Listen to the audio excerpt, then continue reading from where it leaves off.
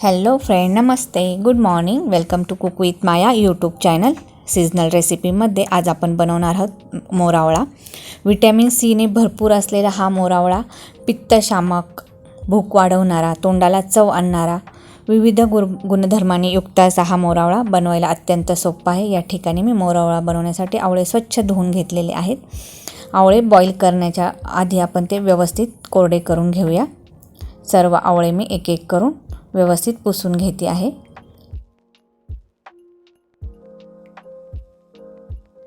स्किनसाठी, केसांसाठीही आवळे अत्यंत उपयुक्त असतात.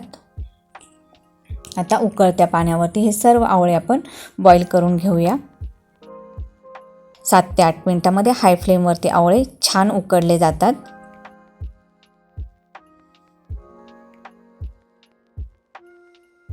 पहा, 7 ते 8 मिनिट झालेले आहेत. आवळे चेक करूया आपण उकडले गेलेले आहेत की नाही. आवळे छान उकडले गेलेले आहेत. गॅसची फ्लेम मी आता बंद करते व आवळे थंड होण्यासाठी ठेवते. खालचे जे पातेल्यातले पाणी आहे ना, ते केस धुण्यासाठी तुम्ही वापरू शकता. पहा, या ठिकाणी मी काही आवळा कँडी बनवण्यासाठी साईडला काढून घेते आहे.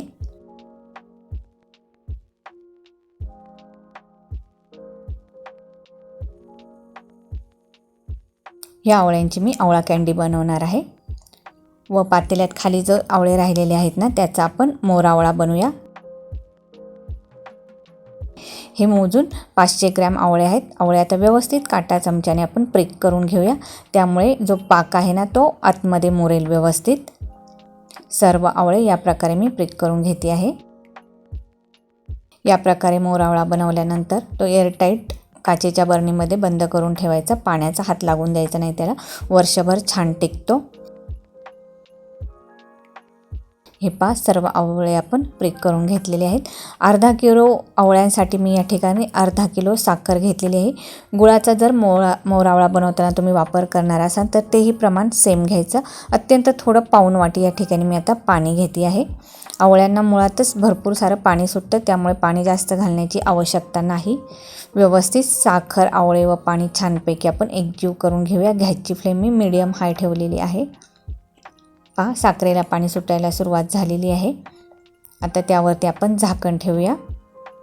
अधनंमधनं 2 ते 3 वेळा झाकण काढून सर्व आवळे छान एकजीव करून घ्यायचे. मोरावळा बनवताना पाक जास्त घट्टही करायचा नाही. एकतारी पाक पुरेसा आहे. तुम्हाला हवा असेल तर तुम्ही आधी पाक बनवून नंतर त्यामध्ये आवळे टाकू शकता. या ठिकाणी मी सर्व एकत्रच टाकते, त्यामुळे साखर व आवळे एकत्रच उकळले जाऊन छान पाक आतपर्यंत मुरतो आवळ्यांच्या.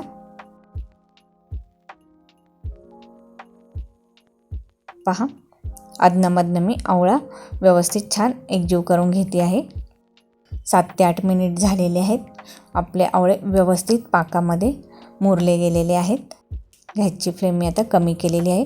आता यामध्ये मी 1 चमचा वेलची जायफळची पूड टाकते व चिमूटभर मीठ टाकते. यामध्ये तुम्ही केशराच्या काड्याही टाकू शकता, 2-3 लवंगाही टाकू शकता व आंबट गोड तुम्हाला मोरावळा बनवायचा असेल तर 1 लिंबाचा रसही टाकू शकता. तुम्ही तुमच्या आवडीप्रमाणे हे प्रमाण कमी जास्त ठेवू शकता.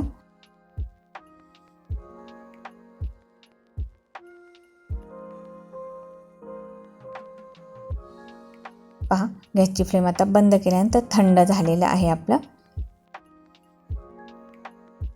छान पाकामध्ये मोरावळा मुरलेला आहे.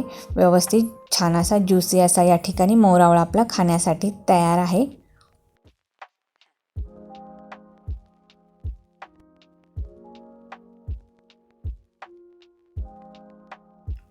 आता स्वच्छ धुतलेल्या कोरड्या बरणीमध्ये सर्व मोरावळा आपण काढून घेऊया. छान वर्षभर हा मोरावळा टिकतो. ज्यांना पित्ताचा त्रास आहे किंवा भूक लागत नाही, तोंडाला चव नाही, अशा लोकांनी नक्की जेवताना मोरावळ्याचा वापर करावा. पहा, मोरावळा बुडेल इतपत वरून पाक टाकायचा. छान वर्षभर हा मोरावळा टिकतो. या ठिकाणी आपला मोरावळा खाण्यासाठी तयार आहे. गाईज, रेसिपी आवडली तर लाईक, शेअर, कमेंट, सबस्क्राईब नक्की करा. लवकरच भेटूया नवनवीन हेल्दी आणि चमचमीत रेसिपींसोबत. तोपर्यंत स्टे सेफ, स्टे हेल्दी.